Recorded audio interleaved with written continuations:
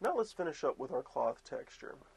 As you can see here, we've created quite a few folds and bends here. I'm going to create just a couple more, just for fun. There we go. Let's kind of take some of this black out as much as possible. I'll get some nice folds in here.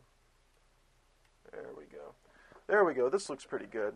Looks alright. So what we're going to do is we're going to colorize this. So what we're going to do is we're going to hit Command U and go into our hue saturation. Actually, you know what? Let's do it a different way. Let's go into color balance. Let's hit Command B for our color balance.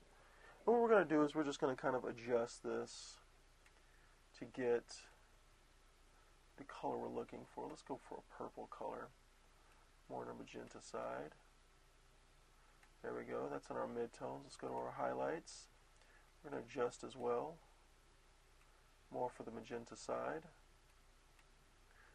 And then our shadows, which is really important. Now you're going to have to play with these just a little bit to kind of get them how you want to. Like if you go too dark like this, it almost looks like silk. And if you go a little bit lighter, a little more cloth side,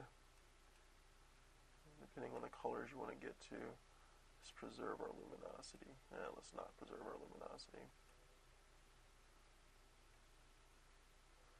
Actually, we can just take it down or whatever. And there we go. As you can see, this is a bit bright, and you can adjust this by going into your levels. Let's go into our hue saturation. Let's just take a bit of this out.